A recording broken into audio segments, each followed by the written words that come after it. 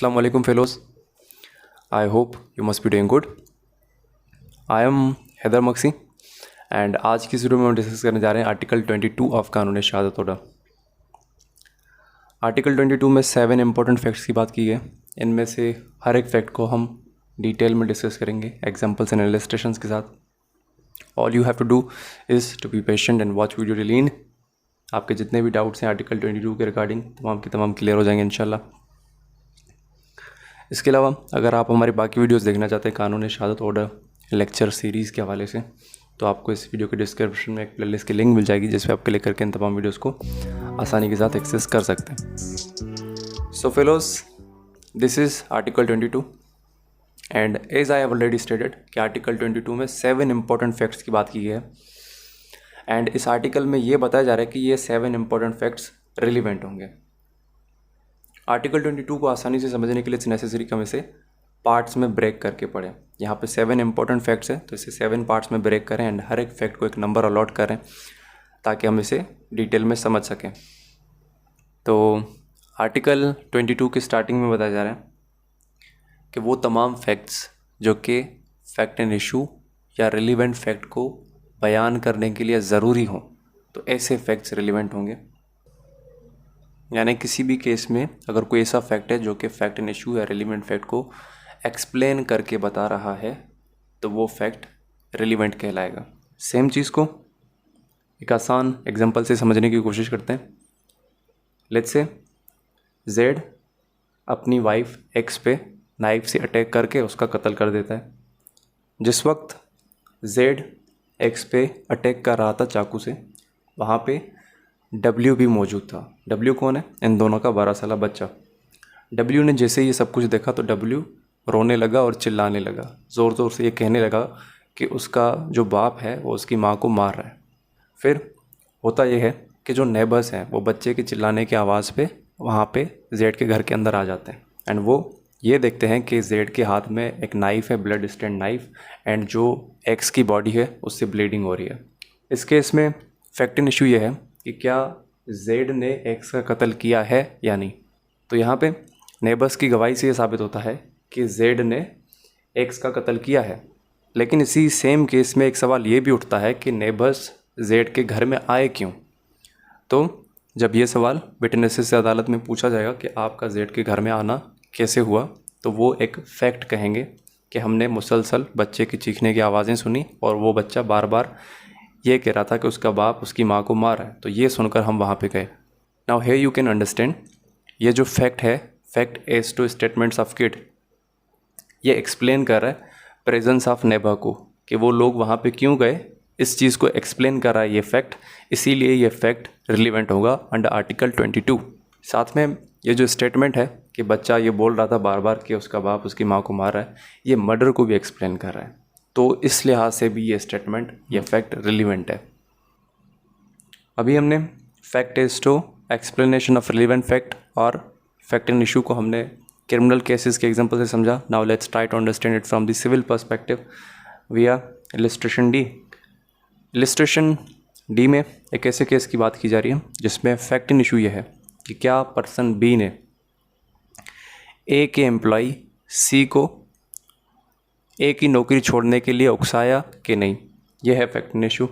इस केस में पर्सन ए का पूरा शक होता है पर्सन बी पे और इसी वजह से वो क्या करता है, पर्सन बी पे सूट फाइल कर देता है कि तुमने सी को इंड्यूस किया है और तुम्हारी वजह से उसने नौकरी छोड़ी है, हमारा जो कॉन्ट्रैक्ट टूटा है अब उससे जो मुझे नुकसान हो रहा है वो सब तुम भर के दो।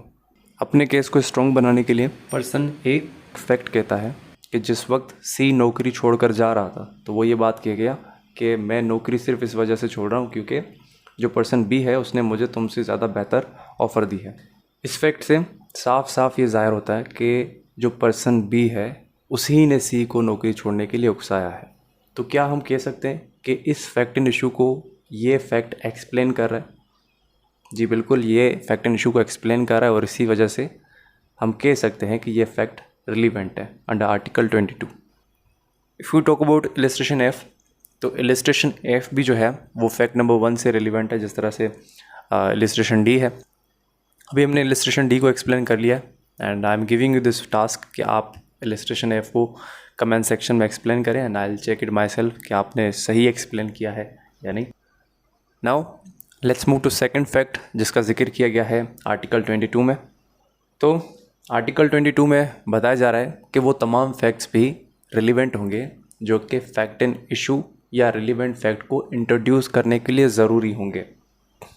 इसका मतलब ये हुआ कि वो फैक्ट्स रिलीवेंट होंगे जो कि फैक्ट एंड इशू या फिर रिलीवेंट फैक्ट के पीछे का बैकग्राउंड शो करें।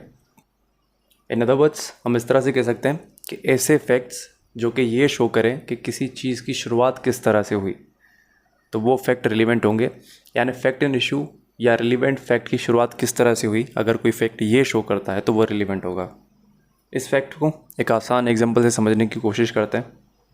फॉर एग्जांपल, ए एक बहुत बड़ा न्यूज़ एंकर है और वो पर्सन जेड के ख़िलाफ़ एक गलत स्टेटमेंट कहता है जिससे पर्सन जेड की काफ़ी ज़्यादा बदनामी हो जाती है। और फिर आगे चलकर जेड कोर्ट में एक फैक्ट कहता है कि जो पर्सन ए है उसने जानबूझकर मेरे खिलाफ ऐसे स्टेटमेंट्स बोले क्योंकि 15 साल पहले हम दोनों के दरमियान में एक प्लॉट को लेके फटा हुआ था और हम दोनों के बीच में उस टाइम से जो है दुश्मनी चलती हुई आ रही है, तो दुश्मनी निकालने के लिए पर्सन ए ने मेरे खिलाफ ये स्टेटमेंट्स बोले। सो ये जो फैक्ट पर्सन जेड ने कहा, ये फैक्ट इंट्रोड्यूस कर रहा है फैक्ट एंड इशू को। किस तरह से इंट्रोड्यूस कर रहा है? इस तरह से इंट्रोड्यूस कर रहा है कि ये फैक्ट हमें शो कर रहा है फैक्ट एंड इशू के पीछे का बैकग्राउंड। फैक्ट एंड इशू क्या है? फैक्ट एंड इशू ये है कि क्या पर्सन ए ने जेड को डिफेम किया कि नहीं। इन टोटल जेड की जो डिफेमेशन हुई है इसका बैकग्राउंड में लिंक है ए एंड बी की दुश्मनी के साथ। तो ये जो फैक्ट पर्सन जेड ने बोला ये रिलीवेंट हो जाएगा। इसके अलावा अगर सेम केस में कोई ऐसे फैक्ट होंगे जिससे ये ज़ाहिर हो कि पर्सन ए ने किन हालात में वो स्टेटमेंट बोले थे, लेट्स से पर्सन ए को फोर्स किया गया ये स्टेटमेंट्स बोलने के लिए, तो ये स्टेटमेंट्स भी रिलीवेंट हो जाएंगे क्योंकि ये बैकग्राउंड शो कर रहे हैं फैक्ट एंड इशू के पीछे। फैक्ट नंबर 2 के लिए जो आर्टिकल 22 में इलस्ट्रेशन दिया गया है वो है इलस्ट्रेशन बी। इलस्ट्रेशन बी को मैं डिस्कस नहीं कर रहा क्योंकि ये जो इलस्ट्रेशन है ये थोड़ा सा इलोंगेटेड एंड कॉम्प्लेक्स है। एक्सप्लेन करने को तो मैं कर सकता हूँ बट देयर इज़ पॉसिबिलिटी कि आप कंफ्यूज हो जाएंगे, तो इस चीज़ को मैं यहाँ पे डिस्कस नहीं कर रहा, बट इसे मैं जो है कमेंट सेक्शन में एक्सप्लेन करके पिन कर देता हूँ उर्दू लैंग्वेज में, सिंपल लैंग्वेज में, तो जिनको पढ़ना है तो वहाँ से इस चीज़ को क्लियर कर सकते हैं। Right. Fact number 3। Fact number 3 में ये बताया जा रहा है कि अगर कोई ऐसा फैक्ट है जो कि फैक्ट एंड इशू या फिर रिलीवेंट फैक्ट के सजेस्ट किए गए इन्फ्रेंस को सपोर्ट कर रहा है तो वो फैक्ट रिलीवेंट होगा। इन अदर वर्ड्स हम इस तरह से कह सकते हैं कि अगर कोई ऐसा केस है जिसमें फैक्ट एंड इशू या फिर रेलिवेंट फैक्ट से कोई इन्फ्रेंस ड्रॉ की जा रही है अगर कोई ऐसा फैक्ट उस केस में कहा जाता है जो कि उस इन्फ्रेंस को सपोर्ट करे तो वो फैक्ट रिलीवेंट होगा। यहाँ पे ये जो लफ्ज़ इन्फ्रेंस यूज़ हो रहा है इसकी क्या मीनिंग है? देखिए, इन्फ्रेंस मतलब एक तरह से अंदाज़ा, ठीक है, कोई चीज़ एग्जिस्ट कर रही है नहीं कर रही इसका कोई प्रूफ नहीं है, बट कोर्ट बाज़ औक़ात एक अंदाज़ा लगाती है कि ये चीज़ इस तरह से हो सकती है। Right. Now let's try to understand this from an example. Let's say एक केस है जिसमें फैक्ट एंड इशू ये है कि क्या पर्सन जेड ने पैसे चुराए हैं कि नहीं। एंड इस केस में फैक्ट्स कुछ इस तरह से कि चोरी के फ़ौरन बाद जो पर्सन जेड है वो अपने विलेज से कराची की तरफ निकल जाता है। तो ये जो पर्सन जेड का कराची की तरफ भागना है चोरी के फ़ौरन बाद, इससे क्या इन्फ्रेंस ड्रॉ हो रहा है? इससे ए के गिल्ट का इन्फ्रेंस ड्रॉ हो रहा है। इससे हमें ये महसूस हो रहा है कि जेड ही ज़रूर चोर होगा जब भी वो भागा है। तो ये फैक्ट रिलीवेंट हो जाएगा क्योंकि ये फैक्ट सपोर्ट कर रहा है उस इन्फ्रेंस को जो कि पर्सन जेड के खिलाफ ड्रॉ किया गया है। ये जो फैक्ट है कि चोरी के बाद भागना, क्राइम कमिट करने के बाद भागना, एब्सकॉन्डिंग, ये आर्टिकल 21 में भी रिलीवेंट है क्योंकि वहाँ पे हमने पढ़ा था सब्सिक्वेंट कंडक्ट इज़ रिलीवेंट। तो ये एक तरह से सब्सिक्वेंट कंडक्ट भी है। यहाँ पे आपको कंफ्यूज नहीं होना कि ये जो चीज़ है ये आर्टिकल 21 में भी रिलीवेंट है और यहाँ पे भी रिलीवेंट है। तो बिल्कुल हो सकता है हम जनरल रिलीवेंसीज पढ़ रहे हैं आर्टिकल 19 से लेके 24 तक, तो यहाँ पे बहुत ज़्यादा ओवरलैपिंग है। सेम चीज़ को मैं आर्टिकल 20 में भी डिस्कस कर चुका हूँ। अगर आपने वो वीडियो देखी होगी तो आप बखूबी इस चीज़ को जानते होंगे। फैक्ट नंबर 3 के लिए आर्टिकल 22 में इलस्ट्रेशन सी दिया गया है। आप अगर इसे पढ़ने की कोशिश करेंगे तो आपको आसानी से समझ में आ जाएगा क्योंकि जो हमने अभी एग्जाम्पल डिस्कस किया है वो इसी पे बेस्ड था। फैक्ट नंबर 4 बताया जा रहा है कि वो फैक्ट भी रिलेवेंट होंगे जो कि फैक्ट इन इशू या फिर रिलेवेंट फैक्ट के सजेस्ट किए हुए इन्फ्रेंस की मुखालफत करेंगे। लास्ट एग्जांपल में हम ये देख के आए कि जो पर्सन जेड है वो चोरी के फ़ौरन बाद अपने घर से भागता है और कराची की तरफ निकलता है, तो हम उसे ये इन्फ्रेंस ड्रा कर लेते हैं कि यही चोर है। Inference is to guilt, right. अब इसी सेम केस में जो पर्सन जेड है वो आगे एक फैक्ट कहता है कि मैं कराची गया था इसलिए क्योंकि उस दिन मेरी वालदा की जो तबीयत है वो ख़राब हो गई थी एंड डॉक्टर के रिकमेंडेशन पे हमें उन्हें कराची ले जाना पड़ा, तो इस वजह से मैं कराची गया था। नाउ है यू कैन सी ये जो फैक्ट है रिबट कर रहा है उस इन्फ्रेंस को जो कि पर्सन जेड के ख़िलाफ़ ड्रॉ किया गया था। कौन सा तो वो इन्फ्रेंस? वो था इन्फ्रेंस एज टू जेड्स गिल्ट। हम जेड के घर से भागने को चोरी के साथ कनेक्ट कर रहे थे। अभी ये जो फैक्ट पर्सन जेड ने कहा ये रिबट कर रहा है, ये कंट्राडिक्ट कर रहा है उस इन्फ्रेंस को। मतलब ये हमें दिखा रहा है कि जो पर्सन जेड है वो चोर नहीं है, तो ये फैक्ट भी रिलीवेंट हो जाएगा। फैक्ट नंबर 5 बताया जा रहा है कि हर वो फैक्ट रिलीवेंट होगा जो कि किसी पर्सन को आइडेंटिफाई करता है या फिर किसी चीज़ को आइडेंटिफाई करता है। इन अदर वर्ड्स हम इस तरह से कह सकते हैं कि तमाम वो फैक्ट्स रिलीवेंट होंगे जो कि किसी पर्सन या फिर किसी चीज़ की आइडेंटिटी को शो करें। पर्सन के अंदर तमाम इंसान आ गए, वहीं पर अगर हम बात करें एनीथिंग जो लफ्ज़ है कोई चीज़, तो उसके अंदर तमाम तर चीज़ें आ गई, एनिमल से लेके सेल फ़ोन तक, आपकी ऑर्नामेंट्स, ज्वेलरी, तमाम तर चीज़ें इसके अंदर आ जाती हैं। इस फैक्ट के लिए बहुत सारे एग्जांपल्स हो सकते हैं। सबसे पहले वो फैक्ट्स देखते हैं जो कि किसी पर्सन की आइडेंटिटी को शो करते हैं, दैन विल सी वो फैक्ट्स जो कि किसी चीज़ की आइडेंटिटी को जाहिर कर सकते हैं। फॉर एग्जांपल किसी पर्सन की डेड बॉडी पड़ी हुई है रोड के किनारे पे, full of blood and bruises on face. अभी अगर कोई भी फैक्ट होगा जो कि इस पर्सन की आइडेंटिटी को बता सके कि ये डिसीज्ड कौन था, तो ये फैक्ट रिलेवेंट होगा। लेट्स से उस पर्सन के पॉकेट से हमें NIC कार्ड मिल जाता है, उसका सर्विस कार्ड मिल जाता है, तो ये फैक्ट जो है उस पर्सन की आइडेंटिटी को इस्टेब्लिश करें तो ये रिलेवेंट होंगे। एक एग्जांपल ये भी हो सकता है, लेट्स से किसी पर्सन के घर में चोरी होती है एंड चोर के जो फिंगरप्रिंट्स हैं वो घर में मौजूद बहुत सी चीज़ों पे रह जाते हैं। अगर उन फिंगरप्रिंट से उस पर्सन की आइडेंटिटी का पता लगाया जा सकता है तो वो फिंगरप्रिंट्स रिलेवेंट हो जाएंगे। Now if you have studied article 20, तो वहाँ पे हमने इफेक्ट पढ़ा था। ये फिंगरप्रिंट जो है वो आर्टिकल 20 के तहत भी रिलेवेंट हो सकते हैं एंड यहाँ पे भी रिलेवेंट हो सकते हैं। सबसे जो बेहतरीन एग्जांपल है इस फैक्ट के लिए वो है आइडेंटिफिकेशन परेड। आइडेंटिफिकेशन परेड अपने आप में ही एक बहुत ही ज़्यादा ब्रॉड कॉन्सेप्ट है, इसको एक्सप्लेन करने के लिए समवेयर 15 to 20 मिनट्स रिक्वायर्ड है। अभी हम इसको डिटेल में डिस्कस नहीं कर रहे। अगर आप डिमांड करेंगे, इंसिस्ट करेंगे तो मैं इस पर सेपरेट वीडियो ज़रूर बनाऊँगा। फ़िलहाल के लिए मैं आपको इसे शॉर्टली एक्सप्लेन कर देता हूँ।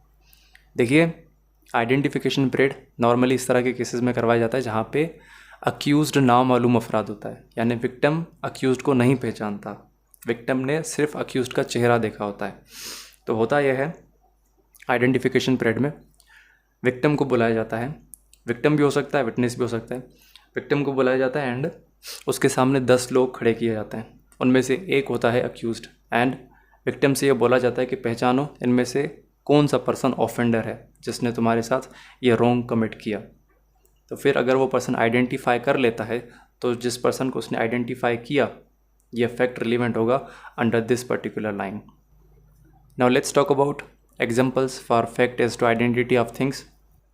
इसके लिए बेस्ट एग्जांपल है स्निफर डॉग्स, K9। आपने सुना होगा, इन कुत्तों में एबिलिटी होती है कि वो ड्रग्स को डिटेक्ट कर लेते हैं। तो जहाँ पे एयरपोर्ट पे या फिर किसी दूसरी जगह पे ये डॉग्स किसी के बैग से ड्रग्स जो है आइडेंटिफाई कर लेते हैं और बाद में वो चीज़ बरामद हो जाती है, तो ये फैक्ट भी रिलेवेंट होगा। इसके अलावा यू नो वेरी वेल, आज के टाइम पे कोर्ट में ऑडियो एविडेंसेस का आना बहुत ही नॉर्मल सी चीज़ है। तो जहाँ पे ऑडियो एविडेंस प्रोड्यूस किया गया है कोर्ट में, तो किसी पर्सन से जब पूछा जाएगा कि आइडेंटिफाई करो ये किसकी वॉइस है, तो वो फैक्ट भी रिलेवेंट होगा अगर वो पर्सन आइडेंटिफाई कर लेता है तो इस आर्टिकल के तहत।